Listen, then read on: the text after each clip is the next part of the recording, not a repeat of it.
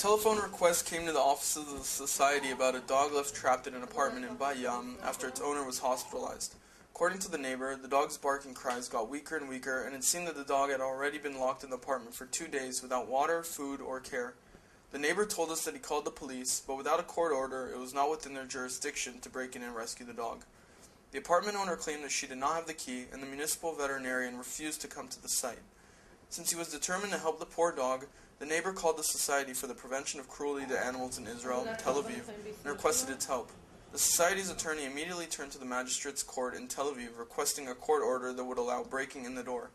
In spite of the very real threat to the life of the dog, the judge on duty contended that it was the responsibility of the police to act in this case, and suggested asking the police to help with obtaining the identity of the hospitalized renter and asking her for the keys to the apartment.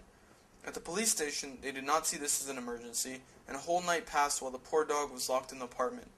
The next morning, a magistrate judge issued a court order, and the representatives of the society went to the police station and requested that the police accompany them to the apartment.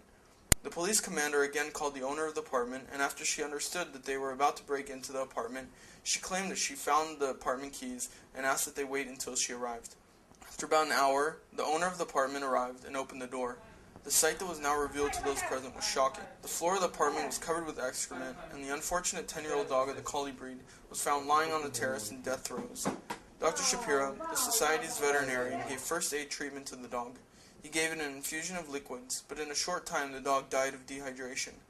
The sad and unnecessary incident could have been prevented, but for the apathy of the police, the judge, the municipal veterinarian, and the apartment owner. We are calling for the legal authorities to not ignore helpless animals, for which we are their voice, and we expect them to act in such circumstances exactly as they would act if a human being were locked in an apartment. Similarly, we are asking the public to be alert and to quickly report cases in which there is fear that the animal's life is at stake. At this time, a complaint has been lodged in the Ministry of Agriculture against the municipal veterinarian of Bat Yam, and a case was opened by the police against the apartment owner.